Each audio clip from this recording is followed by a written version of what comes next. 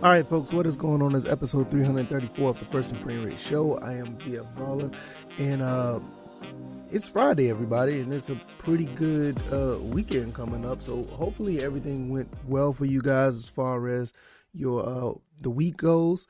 And this weekend is going to be really, really special. I mean, especially when it comes to Georgia Southern football. I mean, the whole everything athletically, is going to be great as well because got a lot of activities going on. But like more things are just focused on the football team, and we're going to talk about the blue and white spring game, and there's going to be other things that happens beyond that. I mean, obviously as time goes on, but something else I want to talk about when it comes to that. So we're going to touch on that as well. So hopefully you guys stick around. Hopefully you guys will enjoy the show. If this is your first time here, welcome. And if you're listening on the audio side of things, I want to thank you guys, everybody who has been listening on the podcast side, first and foremost. Uptick in listenership once again. I mean, we're getting to the point where we're getting hundreds of listeners a day, and I want to tell you guys that I really, really appreciate it. I did not, excuse me, I did not think that things would move so fast, even prior to the football season starting, and it just goes to show that Georgia Southern and Atlanta Falcons, football, people love football year round. And the more the news comes out and more information comes out, who's being recruited, who's being signed, free agency, all those things are very, very, informative, and people sought after that information. And I really appreciate you guys for coming through, listening, and the guys that are on audio is all the same. I mean, uptick in viewership as well. I really appreciate it. If you are trying to search for where this information is, you can find me on YouTube and Rumble. Also, you can listen on Anchor, Stitcher, Spotify, Apple, and Google.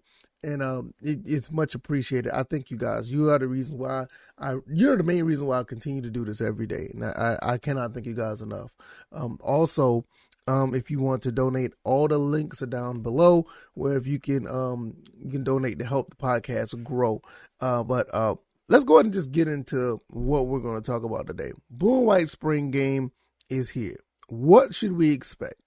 I feel like there's a lot to expect. I mean, we talked about the other scrimmages that we've been, that we've had, a couple of games, a lot of touchdowns being thrown, some defensive plays with some sacks and some interceptions.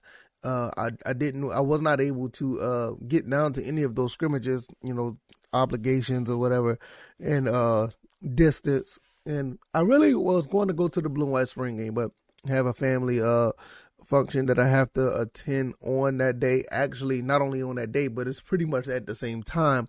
So I'll definitely will be watching.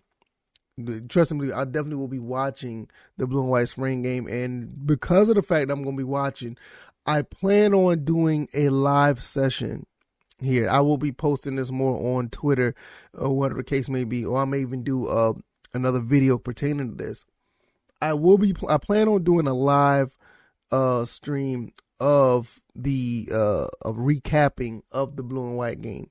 So if you guys want to come around and voice your opinions in the chat, or maybe I even open up I may open up some dialogue. So if anybody wants to come in and talk and have a dialogue back and forth about the game, I may open up the line so you guys can come in, have a session or two about what did you see in the game. So I'm working on that. Now, that may be the case sometime tomorrow after the game. So unfortunately I won't be there, but as a compensation, I probably would do that, have a live stream of my thoughts and opinions. So be on the lookout for that. And so first and foremost, one of the big things that they're going to be talking about outside, or what they're going to be doing outside of the game, they're going to break ground on the indoor practice facility. I think this is, you look at everything that's going on at Georgia Southern, stuff like this just makes everything so exciting, not only for, the fans, but players and recruits, guys who want to come here. Those type of things, that make, players who want to come in when you have those type of facilities. Now, People always want to talk about, oh, it's not, it's technically not indoor, whatever the case may be. Whatever you want to think about it, it's a big deal. It's a big deal. This is going to get players that want to come to the school. I don't care, how you may feel about it. It may not be a completely closed indoor facility. It may look like a carport, but goddamn it, I promise you, we're going to get some good recruits here. We're already doing that now, but we're going to get more. So just be on the lookout for that, and it's a good time to be excited about that. Now let's flip on a little bit further to what we're going to look into the spring game. What do we expect? I think we're really going to see, I'm going to say maybe 10 to 20% of the playbook. That's just my gut feeling. And obviously, we're not going to show everything because people are going to be watching and competition is going to be scouting out what we're doing. But I think we're going to see a handful of plays that are going to be the staple of this offense. We're going to see some things that are going to be the staple of the defense. And we're going to just basically put on display who's going to be what we're all about now. I said this in the last episode. There's a lot of eyes that's going to be on this game. I expect that the stadium, Paulson Stadium, is going to be packed because there's a lot of curiosity what's going on with this. I also believe that there's going to be a lot of competition. A lot of our competitors, a lot of guys around the SunBelt are going to be watching what we're doing. I'm going to be honest with you, and I love this. I think one thing as far as the competition in the other rivalries, I want them to see what we do because I want them to know what we're doing because I want you guys to don't be surprised if we come through and beat you in a game this season. So I want you guys to really embrace the fact that this is a very big deal for not only Georgia Southern football, not only just for the fans, but just this entire program, athletic program in general. Georgia Southern has been pretty much one of the biggest draws, if not the biggest draw when it comes to Georgia Southern athletics. And when you look at the tradition of what has been going on throughout the 80s, 90s, and 2000s, we had a very distinct and unique style of football that we played. All that's about to change now. And officially, this is basically the first official time that the transition is complete. It's the first showing. Now, I mean, yeah, we had scrimmages, we had practices, but the spring game is that significant because now this is really showing what we're going to be doing. So this is the first, the beginning of that transition. This is the confirmation of that transition. We're not going to be in a flex bone. We're not going to be in a wishbone. We're not going to be in I'm not going to say we're not going to be in a spread option. We'll probably be in some cases, some form of a spread option, some form of spread, shotgun handoff or keep or whatever type of situation. But what we used to do, that's going to be gone. We're going to be a much more aggressive team. We're going to be a team that's actually going to try to put up points fast. We're also going to be a team that's going to try to get a lot of takeaways in the secondary. When you have coaches like Coach Whitley and Coach Will Harris, guys who are specialized in defensive backs, best believe we're going to try to take the ball away from any team that try to pass on us. So I expect to see not only the one interception I saw from Ashton Whitner, which I'm really taking a liking to that guy, and somebody like Ashton Whitner and Najee Thompson, man, Derek Canteen, Mark Stampley. You got so many guys that's back there in the defensive, in the secondary, and you got coaches like that. I would not be surprised in the spring game we get maybe 2 or 3 takeaways.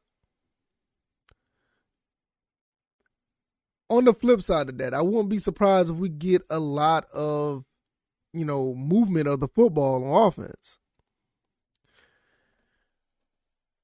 We know we've been hearing about the scrimmages. This is the first time we're actually going to get to see this on display. And another reason why I say this is going to be the beginning of the real, transition of football in Georgia, because we're actually going to be on television. This is going to be on ESPN Plus live. So, like I said, I don't know who else is doing the spring game this weekend that's in the SunBelt. I'm not really sure. To be quite honest, I care, but for real, I don't care, because I'm focused on this team right now. I want to see what we're doing, and I know they want to see what we're going to be doing. They're going to be, they're going to focus on us, because Georgia Southern is probably like, we were the most unique team in the SunBelt ever since we came to the SunBelt in 2014. We've always been that unique team, because everybody knew, like, all right, how does team won national championships with that style of offense? How did this team was so successful with what they do? And we brought it over to the SunBelt, and we continue to be successful. First year in, we won the SunBelt championship. First year in, we won the SunBelt title. We won bowl games. We had our down years. I'm not saying that we were, we're just on a roll. I mean, we had our down years. It's one of the reasons why we're having this transition now, because of a down year. But we had our down years, 16, 17. We've had our down years. So, but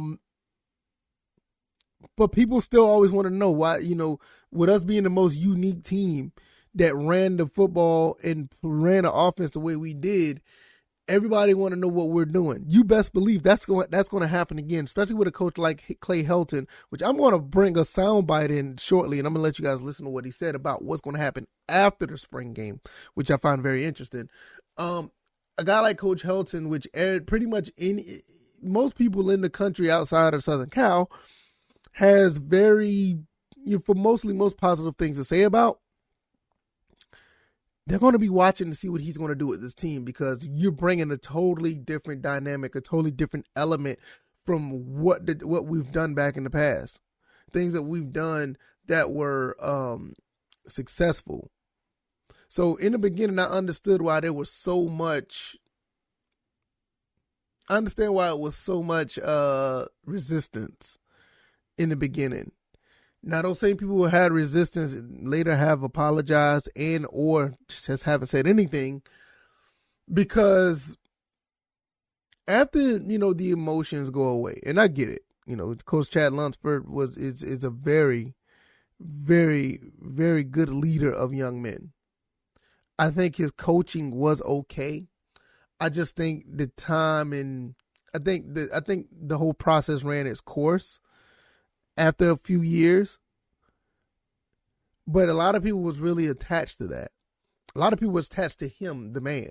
And I understand. I thought, I think he's going to do, I think he's going to be good where he is. He has a pretty sweet job down there by the beach, but, people were really attached to that. People were really attached to him and the team. And I understand why. And so when the new regime comes in, people are like, all right, this is a gimmick. This is a PR stunt. What are we doing here? But then when you turn around and you see the people that he's bringing along with him when Coach Helton comes in, you see what's going on with the practices, the scrimmages, the recruits coming in. Wait a minute. We got Kyle Van Treese. Wait a minute. J.D. King is coming back? We're getting, highly sought after highly sought after recruits in the state of Georgia. Him and his staff went through all 159 counties of the state of Georgia to find players.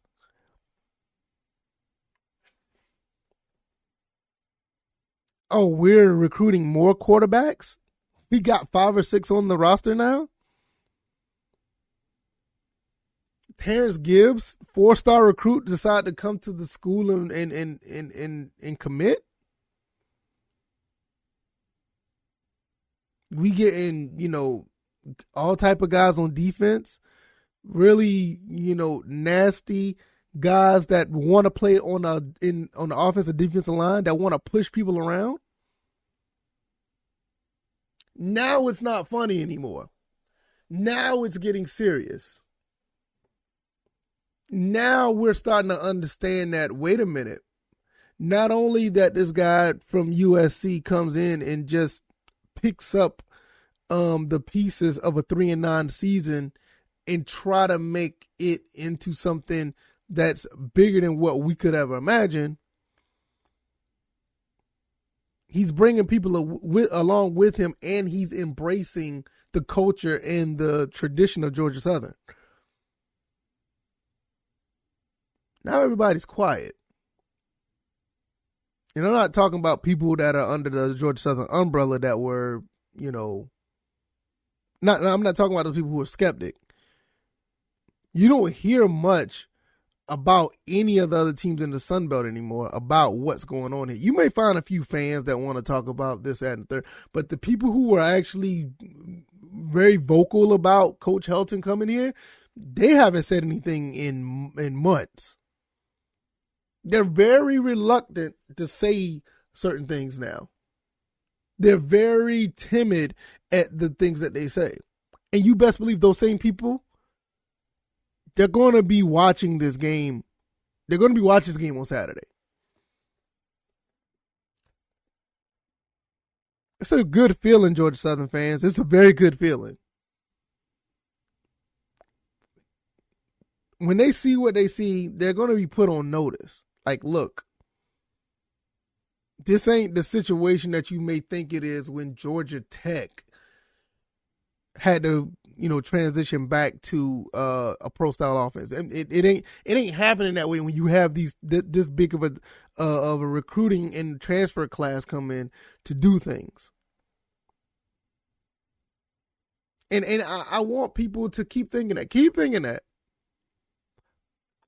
Because when we come to your stadium, or when you come to Paulson and you realize, oh, wait a minute, we don't even know how to game plan for this. And the fact that we did game plan for this, we still can't stop this. Or we're having trouble stopping this. Then you're going to be the ones that realize it ain't funny no more. Now, I'm a big fan of Georgia Southern football. I've been a big fan for, decades. And I'm clearly unbiased. I wouldn't be here, sitting on the side of, talking down to my team. But when you see all this going on, you see all these changes. This is why I say we are in a great position to win at least 8 games. This is why I say that. Maybe one day I need to really break down and talk about that, because I don't get a lot of flack for it. But a lot of people look at me sideways when I say that. No, 8 games.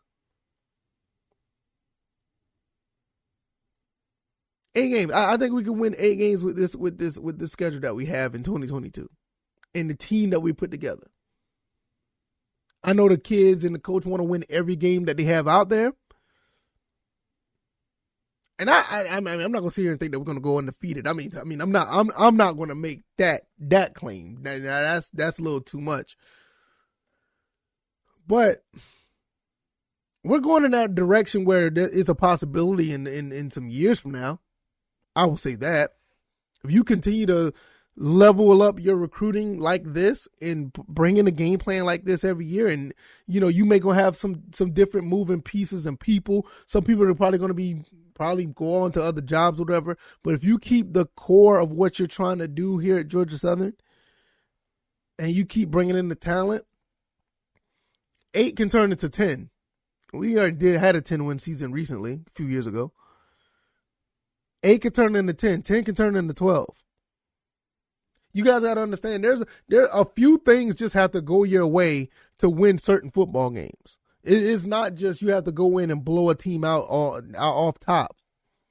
Like, you don't have to go in there and just beat them, from start to finish. Just a few things just have to go your way in certain games just to declare victory on a team.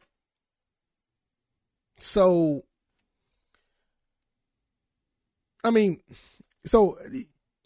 it's not far-fetched, but it's not happening this year.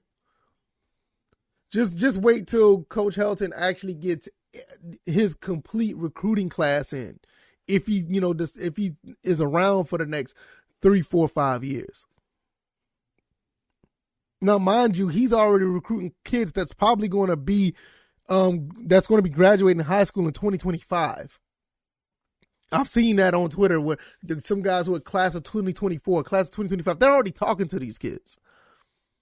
You don't do that if you don't think you have a plan to be around for a long time. But nevertheless, I don't want to get into the recruiting. I really want to continue to stick with the game plan that we're talking about here, the blue and white game. And I think I covered that already. And I think that we're going to, surprise a lot of people. And at the end of the day, that's what I expect. Before I go, I want to really show off this clip. I want you to listen to another audio clip. I did one yesterday of Robert Edwards III. Shout out to him, new recruit. But I want to put this clip out here. Shout out to Josh Aubrey. Josh Aubrey for the Statesboro Herald. Had a chance to talk to Coach Helton briefly about what's happening after the spring game. What they're going to do with the transfer portal. I want you guys to listen to this, and I'm going to give you my thoughts on this, and then we're going to close this episode out. Before we go out, Josh, we're going to actually we're going to go out May 2nd and start our recruiting over a 4-week period of time and really be out on the road recruiting for that entire month. We actually have next week to go through our exit interviews and actually sit down as a staff and evaluate where we are by each position and formulate a plan for that month of May to be able to create the final team as you enter that June period. Remember, June starts that 8-week cycle of strength and conditioning, and you really want to have the 99% of your team here. You may have 1 slot, 2 slots left, but you're going to have basically the major part of your team here by June. And so we'll sit down, and we're not going on the road next week. We're sitting down to make that plan to say, okay, hey, here's where we're strong. This may be an area of growth. Who is out there that could help this position? Where are we health-wise after this hour and 45-minute scrimmage? Did we have any major injuries? So you sit down and you formulate, okay, this is where we got to go. And we'll do that next week and then move forward with our plan in May. So after the spring game, they're planning on trying to fill some more slots when it comes to the transfer portal. One thing that he said that was interesting, he said they're going to have exit interviews. I'm kind of interested in what that means. Are we going to be dropping some players? What's going on there? I'm actually curious of that. So if you're going to have exit interviews on that, how many players you're probably going to be dropping? Now, mind you, this is a little side note. I played a lot of NCAA football back in the day, and I know there's a portion of the season, if you play franchise or dynasty mode, where you do cut players. And I think that's a side of thing that we really don't hear about or we don't talk about. So for him to say exit interviews, that kind of, that jumped out at me a little bit. So with that being said, how many people they're going to, probably drop off after the spring game? Who's going to, you hate to hear about this. Somebody may get injured. So what happens if you do that?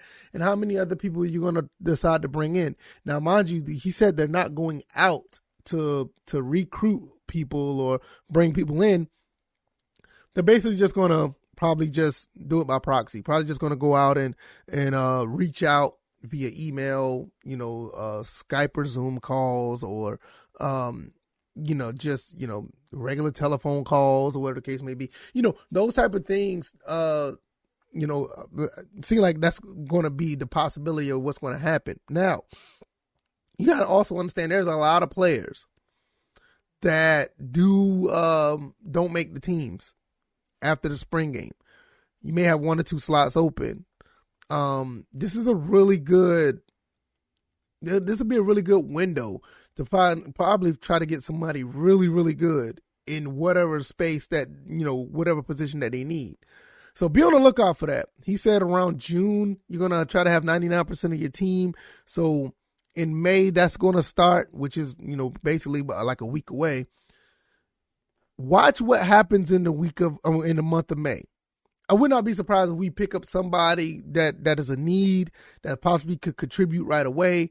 And in some cases, we may get a really big steal. I'm not betting on it, but there's a possibility. Last but not least, you hear Coach Helton? Dude, this guy sound like somebody who don't know what they're doing. He sounds nowhere near the type of coach of anybody who don't know what they're doing or in over their head. He seems like he has control of what's going on, and he seems like he has a vision and a plan. I don't want to go back into this before I go, but these people who talk down about our coach, get over it. You're basically living in a situation to where your past is constantly bothering you. Let it go. This guy sounds like he has it on. He has it together. He sounds like he's on point. He sounds like he has a really good vision of what we're trying to do. Shout out to Josh Aubrey at the Statesboro Herald once again. I have that link to this clip down in the description. If you like this content, hit the like button, share this podcast, subscribe to the channel if you haven't already. I am on YouTube and Rumble. Also, you can find me on Anchor, Stitcher, Spotify, Apple, and Google. Give me a 5-star rating on that star chart if you don't mind. Also, give me some feedback, good, bad, or indifferent. Give me some feedback over there on the platforms that do provide feedback. Comment section on YouTube. I think Rumble does the same thing. I know Apple has a rating and a feedback chart. I think Google, I think all of them pretty much do. If they don't, and if you can't find a way, follow me on Twitter. Follow me on Twitter, and you can give me any feedback or whatever the case may be. And last but not least, definitely last but not least, shout out to gsufans.com, and also come through the Discord. We're talking about all things Georgia Southern, all things Atlanta Falcons over there. Going to have some Atlanta Falcons talk mostly throughout the week next week, because it's going to be draft time next week. So the NFL draft is coming up, so we're going to definitely be talking about some Atlanta Falcons stuff. But right now is it's time for the Eagles right now. It's a lot of things moving over here to Georgia Southern Eagles, and we talk about both teams, but I cannot wait to see what this team's going to do on Saturday. I'm also going to be having a live stream on the reaction recap of the blue and white spring game. So like I said, all the platforms that you can find me on to listen, subscribe to all those platforms, or at least one or two of them. Also find me on Twitter and join the Discord. And we will see you guys tomorrow. I will be here live tomorrow after the blue and white spring game. All right, y'all. Thank you guys for all the support once again. You guys take it easy, and you guys be blessed. Peace.